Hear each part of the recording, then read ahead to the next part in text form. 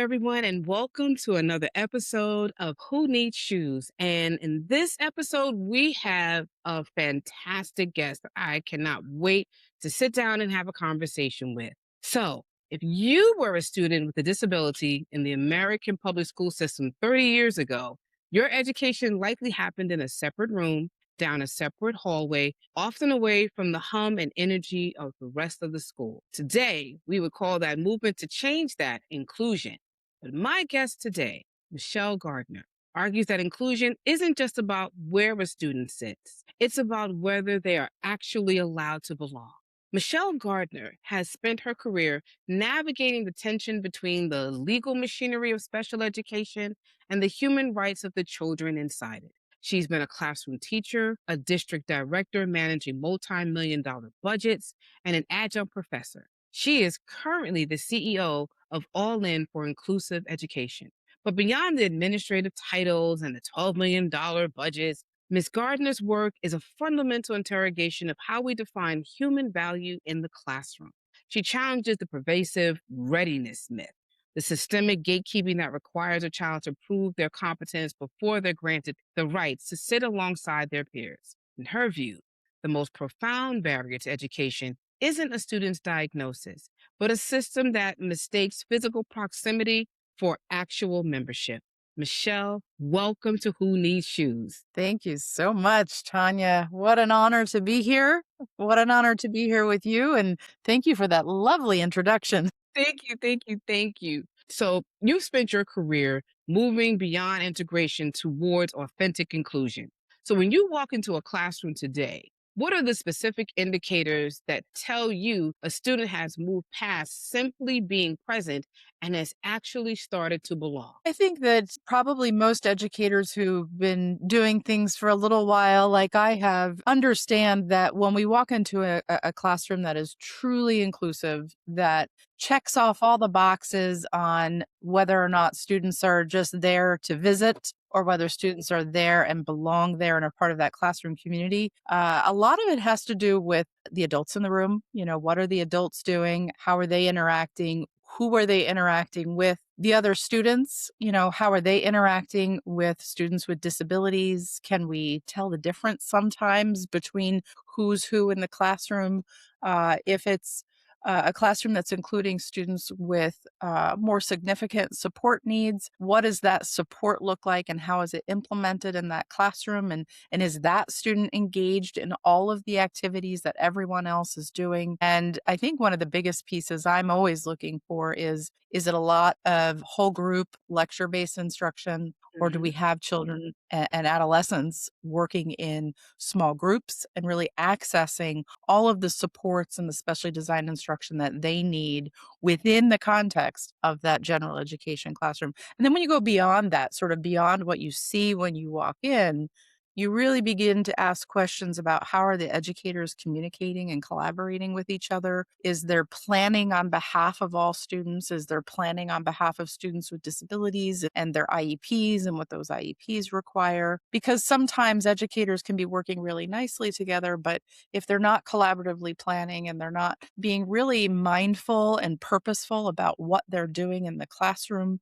to make sure that those IEP requirements are met, then sometimes it's more like two general educators in the room, or it's Hmm. more like a general educator and perhaps a paraprofessional or teacher's aide, rather than two educators, a special educator and a general educator working collaboratively. So it's sort of multi-layered when I am walking into a classroom or when one of my colleagues are walking into a classroom. The things that we're looking for can be seen, but I think they can also be felt. I think you can feel it when you walk into a classroom and you understand whether that student truly belongs, whether that student's belonging is planned for very carefully, and whether educators understand what that means in terms of true inclusion versus just integrating a student and having them spend some of their time in that classroom. A core part of your work involves questioning how we measure intelligence and competence. How do you see the traditional requirement that a student has to prove that they're ready? for a general education classroom? I'm glad you brought that up. That's one of my little pet peeves is really around competence and the Hmm. things that we presume and assume about students, sometimes around their label or their disability or their classification category, without really diving in and getting to know what students really know and understand, and what their Hmm. capacity is, which is typically far beyond what some educators might expect from them. And I think that sometimes comes from experience. I have met so many students over the course of my career where the expectations were here. And then upon some investigation or just by happenstance, all of a sudden we realize that this student is capable of so much more than what we're expecting them. I think that parents are huge in this conversation. I think parents often hold the bar really high for their children, regardless of their label. And I think that when parents are holding the bar high, it can sometimes force educators to lift that bar and begin to explore what supports can I put in place to get to that Hmm. capacity, to get to that competence. And, because inclusive education, because being in a general education classroom in your local public school is a civil right, we Hmm. can get lost in the system and forget that that civil right is first and foremost. And when we view it as a civil right, we take away all of those conversations about earning your way in or being ready for a general education classroom. And when people talk about child readiness, I have a colleague that we often present together about readiness, and really moving away from this conversation of child readiness and moving it to adult and classroom readiness. And I think when people are talking about children having to earn their way in or be ready for general education, what they're really saying is my classroom, my space, my professional background, I'm not ready yet. What more do adults need, rather than talking about whether or not a child can enter that room due to readiness? So, for me, it comes down to the civil rights of children with disabilities. And that's been a journey and a process for me professionally. But over the years, I have really developed an understanding of what we do in our classrooms right now versus the way that we're supposed to be viewing how children enter that classroom and what the adults need to do in order to successfully support that student. In many classrooms, the default support for a student with a disability is a kind of one-to-one aide who stays by their side throughout the day. From your perspective, how does that constant adult presence affect a child's ability to form natural relationships with their peers? I think something that we forget because we often are caught up in the system, the education system, and all that that means and encompasses, is that there are a lot of natural supports, peer supports, accommodations that are provided just very naturally for most children. And we seem to think that a student with a disability maybe needs something beyond that. And we don't explore how we can work on self advocacy and independence, and how the adults who already exist in the room, even if it's just one adult or if it's two teachers, how those adults can support that student before we add that layer of another one-on-one adult. And what I have seen happen, a few things I have seen happen over time when students have a one-to-one. I sometimes see that the other adults don't take as much accountability or as much time with that student because they assume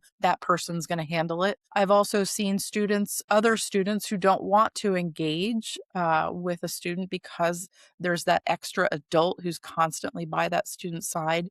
Um, in the work that we do, we talk a lot about proximity and the importance of increasing the space and distance of that one-to-one adult from that student, seeing if there's some natural supports and peer supports that are just going to happen by nature of the classroom environment before that Mhm. adult steps in. Um, and I think one-to-one support by paraprofessionals or teachers' aides, I think those individuals feel like this is my job. I'm supposed to be doing things. I don't want this student to fail.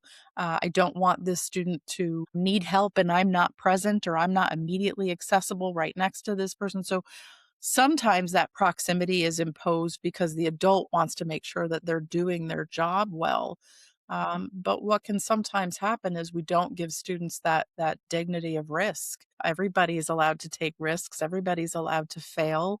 Everybody can, do something wrong or differently than they're supposed to, and we correct them and we move on. And sometimes for students with disabilities, we don't give them that dignity to make a mistake or to fail or to do something in a way that maybe no one else is doing it. And so I think even in honoring the dignity of a student with a disability, we have to look very closely at that one-to-one adult support, and there's a lot of it. There's a lot of it in special education. We have a lot of paraprofessionals throughout the country. Never mind, the East Coast, Mhm. who are, those one-to-one adults are providing a high level of support, and that level of support is often not available as they move into adulthood. And so, one of our goals as educators should really be, how do we over time reduce that support? If we put it in place, how do we now begin to gradually remove it so that we are truly preparing students to be adults and to go out into the community with a lower level of support, because that's what's typically available in the adult world. Mm. Moving from examining like dynamics within the classrooms and um, thinking now about when you're asked to come in and support teachers systemically to look at different parts of school change, like vision, skills, and resources. When Mhm. you're brought into a district where it's stalled, what do you look for to understand where the breakdown is happening? So, in the formal work that we do around systemic change, which is through the New Jersey Inclusion Project, which is sort of a partner with the Department of Education, we are first and foremost engaging. We have quality indicators where we're having a sort of a school based team scoring those. So, we're looking at administration, we're looking at teaching practices, we're looking at policies that currently exist. But I think sometimes more informative is a belief survey. We do a belief survey every year that a school is involved in the grant, um, where we're looking at what do people believe. And Mhm, what we have found is so powerful about that belief survey is, if people are scoring things in a way that make you gasp, like students mhm, with disabilities contribute to the overall general education classroom, and somebody scores that low, they don't necessarily believe that. But what's behind that belief maybe is a lot of stalled or failed attempts at inclusion, or inclusion that's not done well, that doesn't have the resources and the professional training and the coaching that really helps it to move forward and work. Um, so the belief survey, I think, is a really unique component of systemic change, because it brings out the beliefs, but then mhm, in meetings and conversations, we can really dig into, where did those beliefs come from? Why mhm, is the mindset in this space what it is? And every district, every school that we work with is really very unique in what led people to say that they believe something is a certain way. And we also work on developing a vision with this school based team. On the school based team, we require that there's a building administrator, which is usually the principal, as well as a couple other administrators and some educators. And that group is developing a vision for the school. And once you develop a vision, it's really, everything you do should be connected to that vision. Every decision you make, whether it's scheduling or budget or teacher placements or finding time for collaborative planning between educators, all of those decisions come back to the vision. And if you're not making decisions that align with that vision, then we have to begin to question whether or not we're all really in this work in the same way that we said we were when we started. And then after that, once we have that vision and we understand where the mindset is and where the challenges and the barriers are, it's really then about professional development and providing training to teachers on topics that are really important for them to do the work well. And it's about coaching and consulting and making sure that teachers have sort of an open forum to ask mhm, questions and to state things and talk about barriers. We will never get everyone's mindset in the place that we want it, but I find that it's much easier to change mindset when people know that there's a system of support behind the change that we're trying to engage in. People are more mhm. willing when they know that they're going to be supported. You sat with I'm sure, thousands of families who are navigating the special education system for the first time. What have those parents taught you about the difference between a school that is simply compliant with the law and a school that is actually welcoming to a child? I have had so many very honest and open conversations with families, and I still do to this day. I feel like that's one of the blessings that I have been given on my journey, is that I am able to sit down and talk to families and hear what this feels like and what this looks like for them. When sometimes families are apprehensive about inclusion, diving into what's behind that and what are their concerns, and what is in place and what isn't in place, and what do they feel like they would need to really believe that this is something that is feasible, and is not just feasible, but is something that's really good for their child. And it most often comes down to the connectedness with educators, and being able to be open and being able to share their expertise with an educator. I think sometimes educators don't ask families for that expertise because they don't want to seem like they don't know something, or they're not the experts they're expected to be. When I think we have to sort of give educators some space to be able to ask questions and to be able to rely on families for the expertise that they bring to the table. And that really goes back again to the system, right? The system Mhm. often can get in the way of those open conversations and that open dialogue, because we get very focused on the paperwork and the regulations and the Mhm. compliance, and we sort of shift away from that individual student, and we're focused on the label, whether that's an IEP meeting or an evaluation, or an eligibility meeting, whatever it might be. We're very focused on the process and the policy and the system, and the family's voice, and certainly I believe this now more than ever, is the most important voice at the table, because you have the history of your Mhm. child, and you have the future dreams for your child and with your child. You know the things that work and don't work. Okay, yeah, we tried that in first grade, but now in fifth grade, you want to try that again? I don't know about that, right? And I think that that expertise is Mhm. truly extraordinary to this process, and I think it gets Mhm. lost. I think that there's not a lot of opportunity for the parent voice, kind of in a neutral way, where we're all just sharing information, and all of that information is important, not just the school information. When I was preparing for our interview, I saw how you, in your work with school districts, using arts as a bridge between special and general education. Can you share about like the kind of the messiness of like a creative project? What is it about that seems to kind of break down the social silos in a way that traditional structured academics perhaps cannot? I started working with an organization in New Jersey. It's a nonprofit called Arts Ed New Jersey, and they have a relationship with another organization we have in New Jersey called the New Jersey Supervisors and Principals and Supervisors Association. And I just happened to have a call and begin learning about the arts.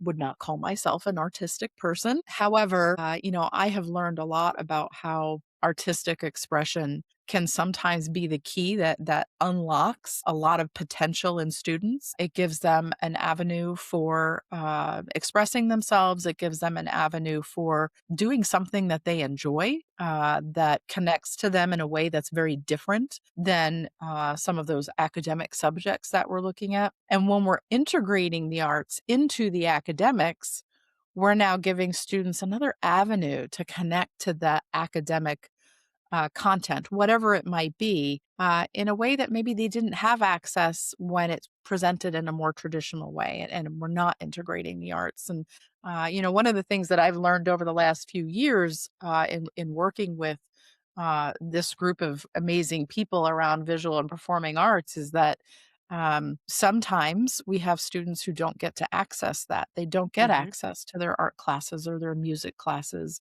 or maybe they get access to some specialized class that isn't with their peers. And what I have seen happen in some of these general education, visual and performing arts classes as an educator is that sometimes other students are pretty bedazzled at the skill and the creativity and the expression of someone, particularly someone maybe who isn't, having full length conversations and communicating with them in a way that they're accustomed to. The arts just gives that opportunity and that avenue to do that.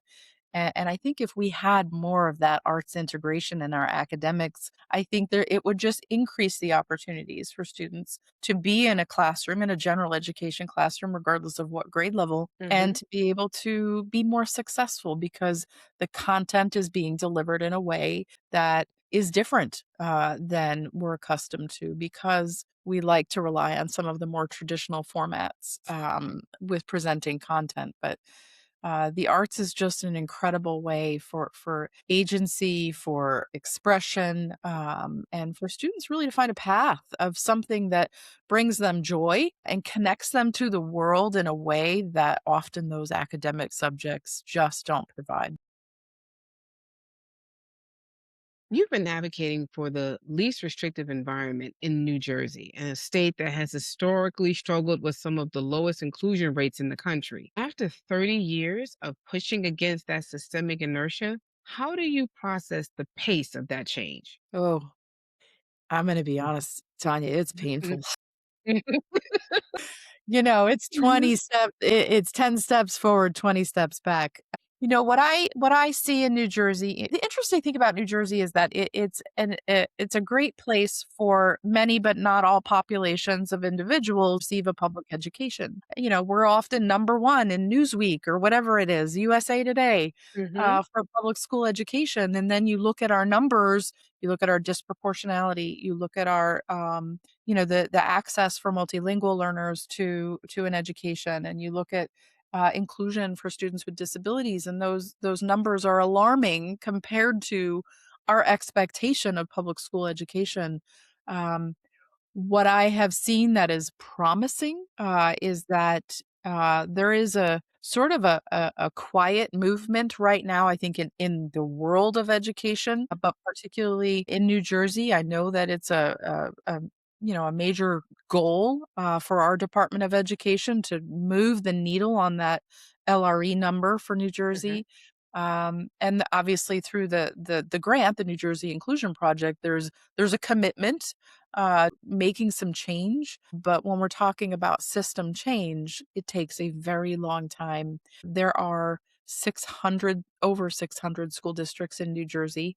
So Wow, that's a lot of school districts to that is. corral and to engage and change. Some school districts are tiny and have one school, and some districts are, some of the biggest school districts around. It's really hard when you have all of that sort of diversity within schools to engage in systemic change at the state level. And I think that's why at the school level and at the district level, the more we can get administrators, superintendents, directors of special services, directors of curriculum, building level administrators, principals and assistant principals, supervisors to really commit to the change, I Mhm. do believe it can happen, but it is really right now just one school, one district at a time. There's only so many districts that we can take as part of the grant every year. And, that the commitment is there, and I do Mhm. see a shift. I'm feeling that shift. I'm feeling some momentum, over the last few years around inclusive education. But even when I was a director, it was 10 years of hard work and perseverance, a lot of people on board, a lot of people on the inclusion bus, if you will. And, we weren't I retired from the public school system to join the nonprofit system. Mhm. There was still a tremendous amount of work to do. I think this work will still be happening when I pass. I think that there's decades of work to do. And sometimes when you have the political climate that we have, it becomes a little more challenging to have these conversations and to really commit to that change around inclusion. But it's still happening, which I think is very, very promising that we're still talking about it. We're still engaged in the work.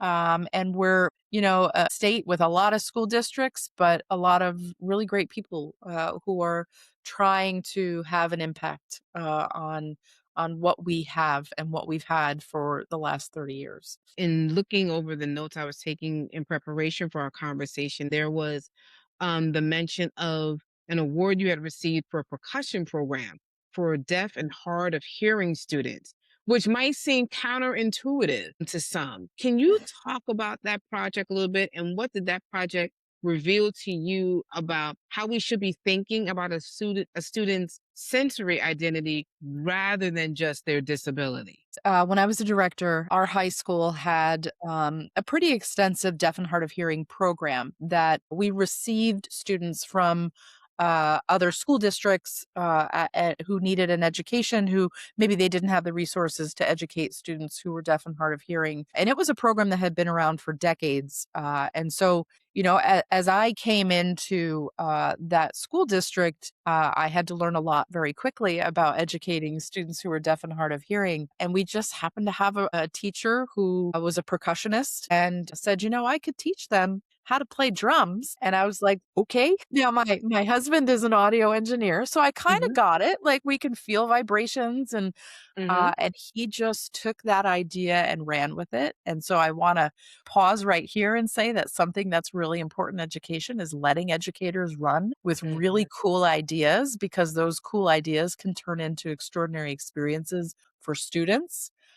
mhm, And so we actually at our spring conference, our summer conference last year, in June, we had them perform. We had the group perform for us at the conference, and it was amazing because I think nobody really knew what to expect. But you there's ways, if there are ways for us to teach deaf students to play percussion instruments, there are ways for us to teach all kinds of students to do all kinds of things. And I think that's one of the main takeaways I mm, had is that this teacher thought out outside of the box, said, let's use lights and things like that to signal when students are going to be doing different beats. Let's use the vibrations and teach them to feel vibrations like sound. And they have their own album on Apple Music. And I mean, like it just turned into this amazing thing. And one of the things that subsequently happened was we had received an award for innovations in special education from the New Jersey School Boards Association for that program because it was so unique and different. Yet to me, it's just the beginning of all the unique and different things that we can do for students whose sensory systems are not operating in the way that we expect them to when they walk mhm, into a classroom. And I think, as we learn more, particularly about autism, but really about a lot of other diagnoses, the understanding that the sensory experience is just different for all people, and for some people that sensory experience is so different that it mhm, feels like maybe it requires something special. I think it just requires a lot of accommodation and understanding and thinking outside the box to access with and for that student what they need to be mhm, successful. There probably are not a lot of deaf percussionists, but here we are. mhm. And we had a high school full of them, Mhm, because they had an opportunity. And I think it almost makes me a little sad to think about all of the other deaf students throughout the state who don't have that opportunity, who are not percussionists because they didn't have the opportunity to engage with an educator who just thought so outside the box on behalf mhm. of those students. Well, in continuing this thread of thinking outside the box, I want to ask you a question around some of your international work as well, where you've collaborated with am I pronouncing this correctly? The Sushila Brola Girls' School in India. Did I In pronounce that India. correctly? Yes. Um, I think so, Tanya, you and me, I don't know. I was practicing, but you've collaborated with them on their own inclusion initiatives. And so, in what ways did looking through that different cultural lens, or a different cultural lens rather, change your perspective on the American special education system? It was an interesting collaboration. It was around supporting students with ADHD in their classrooms, designing lessons that were sort of inclusive of the differences and the different needs of the students in their classrooms. And I think one of the things that I realized in that partnership and that relationship with them Special education is really specific to the United States. Mhm. And how we deliver special education. Can you Here elaborate they on were that? saying they're already in our classrooms. How do we help them to access things more? Mhm. And here in the United States, I think, and certainly I speak mostly from a New Jersey perspective, but I've been in other states providing PD and consultation. The thing that is really different for us is that Mhm. we view special education as this thing that you get that you might have to leave the room, and in New Jersey, you probably have to leave the room in order to get that specialized something, rather than looking at that specialized something as an add on to something you're already getting in your general education classroom. And that sort of separate mindset is pervasive in special education in the United States.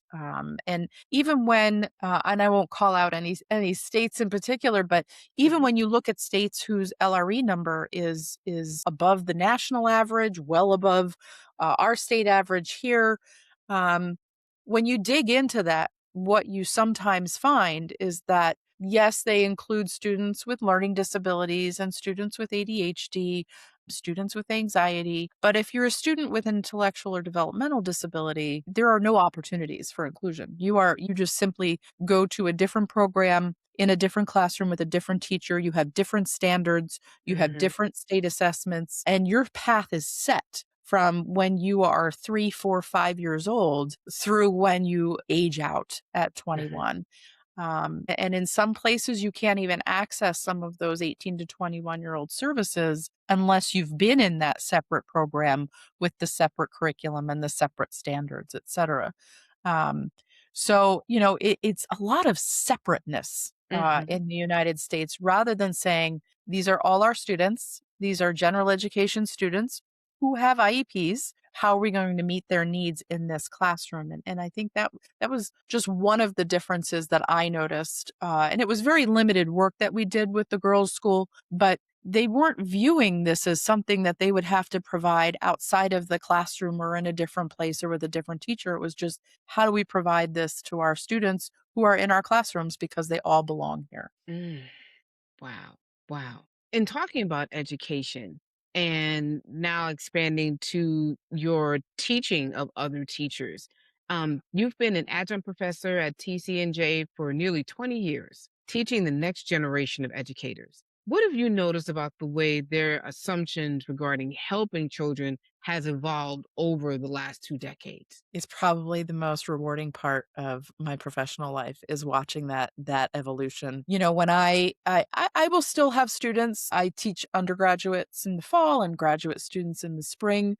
Um, and what I have found in the last 5 to 10 years is we have a generation of educators coming into the workforce who really believe in inclusion, who for them, it's just, it's like, duh, of course we include students, right? And then the frustration I see, particularly my grad students are typically fifth year graduate students. So they're getting their master's with some additional time. And so when they're in their internships, either in the fall or the spring, there is sort of this cognitive dissonance. Like, I know what I believe. I know what you're telling me should be, but I'm going into this place and that is Mhm. not how things are. Right. Mhm. And it creates a lot of frustration. I have had students in tears feeling like, how can I do this thing they're asking me to do when I know that I should be doing something different? Mhm. Um, and so they get sort of caught up in that system and the push and pull of what they believe, because this is a very different generation of human beings, thank Mhm. goodness,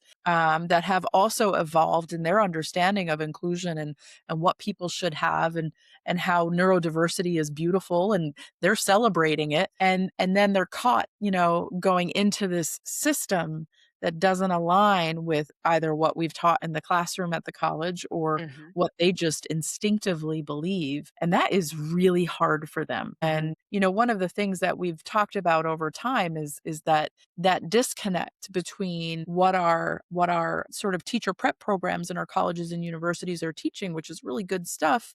Uh, and how that actually presents itself when they're in a classroom. And when you have teachers going into their first teaching job, they're worried about tenure, they're worried about keeping their job, they're worried about their evaluations, and sometimes they have to acquiesce to the system. And I think that's really frustrating for them.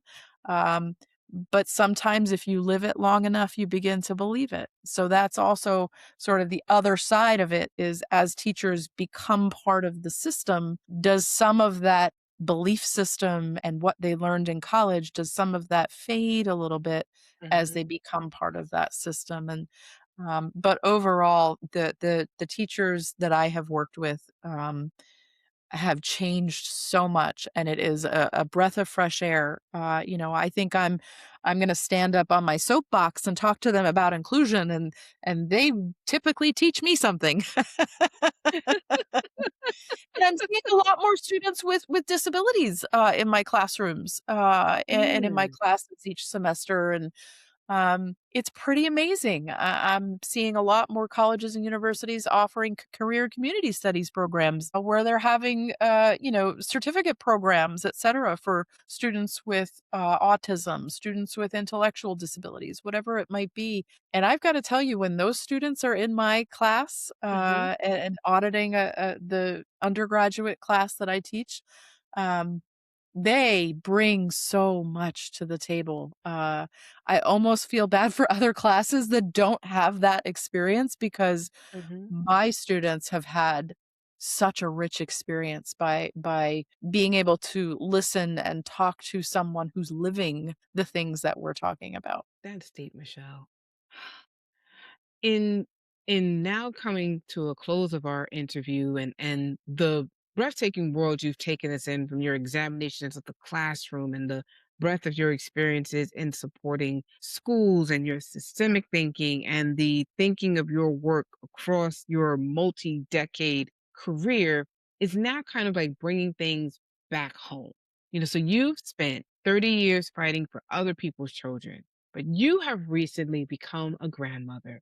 When you look at, and I want to borrow the metaphor from your conference, when you look at the inclusion forest now through that personal lens, what feels most urgent to you today compared to when you started back in 1999? Oh, I mean, I think being the grandmother, to a preschooler with autism, has sort of expanded my horizons further than I knew they needed to be expanded. And I can reflect on that and say, wow, I wish I had this experience and I knew these things back then, because it would have changed me as an educator and administrator. As much as I tried to be inclusive and tried to really value families, I think I would have done a better job of that had I had this experience now. But, as I look out over that inclusion forest, Hmm. on behalf of my grandson, I'm realizing through his experiences now, how important it is for administrators, particularly in New Jersey. We have child study teams, which is a little bit unique to New Jersey, but they case manage. They're sort of the gatekeeper, to the IEP. Hmm.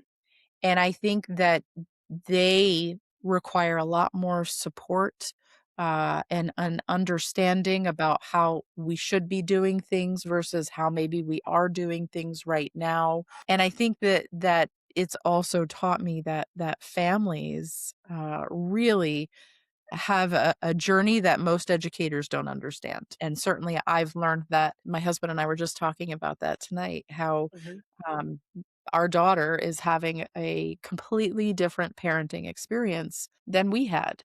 And we help and we try to understand, but at the end of the day, it is so unique to her, Hmm. both challenging and rewarding, um, that it is really hard, I think, as educators, to fully grasp unless you have a child or a grandchild of your own that is Hmm. experiencing some of these barriers and these challenges of the system. It's hard to step back and reflect and say, I am a part of the system, And if the system is part of the problem, then I am part of the problem. And how do I now engage in some of that advocacy? Mhm. I would love to see far more educators and administrators really advocating and kind of arm in arm with families to one, understand their journey, and two, figure out how they could begin to affect some change where Mhm. they are, because obviously that change is going to need to be, boots on the ground, Mhm. district and school by school. And, for my grandson's sake, I hope that there are people out there that will embrace this change and understand how and why it is so necessary. Because I certainly didn't even realize I didn't know what I didn't know Mhm. until I've sort of now watched my daughter and her family navigate this system, whether it's the medical system, the school system, whatever, insurance system, right? Mhm. Um, it is often a full-time job for moms and or dads to engage in that journey. And when you're navigating that, with working parents, that's even, more Yeah. challenging. So um, I really hope that we find our ability to advocate as educators and start engaging in that and understand that families are partners in that. Michelle, this has been such an incredible conversation. I found myself honestly, as we've been talking, almost divided in three ways. One is the host and trying to kind of keep our conversation going. The other part of me as the parent that is like, oh my gosh, I feel so seen and affirmed by listening to you. And then the part of me that has been an educator being like, oh my gosh, one, I wish I was in your class. Two, I wish I was working under your leadership because the things that I would have loved to have known when I was on the front line as a high school teacher, and even later as a college professor, the things I could have been integrating in my own curriculum and teaching graduate and undergraduate students, all the shoulda, coulda, wouldas. Admittedly, I'm saying this affectionately. This is one of the hardest interviews I've done because I'm in those three modes as we're talking, and I'm like, "Wait, come back as the host." I feel like we could probably talk for 3 hours about all these things, Tanya. This is the truth. So I just want to say just thank you for taking time out of your schedule for Thank you. anything else you'd like to tell the audience or things you'd like them to think about, consider, words of wisdom, questions you want to leave them with to ponder after our conversation closes.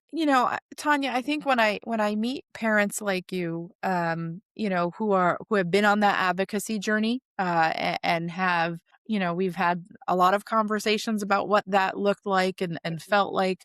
Um, I think, my message to families is, keep pushing and advocating for the things that are right for your child, because you do know best. There may be people out there that tell you that you don't, or that you're not qualified to make some of these decisions, but you do know best, and you know what your child needs, and you know where to place the bar for your child. And sometimes we have to push other people to hold that bar up even just a little bit higher. And I think that the work that you're doing with your podcast and with your work is so important for educators, administrators, families, self advocates to really hear these messages and understand that there's a world out there for inclusion, and there's a lot of people out there fighting the good fight, and we just need to all come together in some way to make that really happen.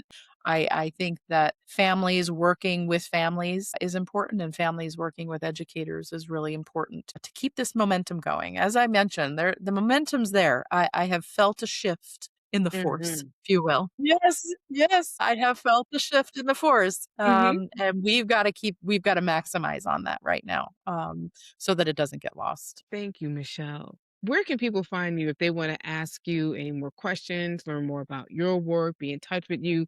How can people find you on social media and how can they contact you? So they could just go to our website, which is just all in for inclusive ed, just spelled out org. And you can find All In for Inclusive Ed on, I believe we're on Facebook, LinkedIn, Instagram.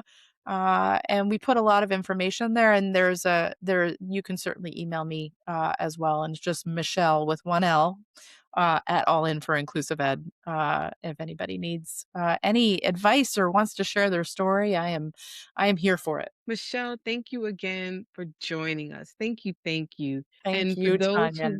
who, I'm just beyond words. Beyond words. And for those who want to learn more about Who Needs Shoes, you can find us on YouTube at Who Needs Shoes. You can also contact us via Gmail at askwhoneedshoes@gmail.com. And we are also on Instagram at Who Needs Shoes. Again, I'm your host, Tanya Manning Yard, Michelle Gardner, CEO of All In for Inclusive Education.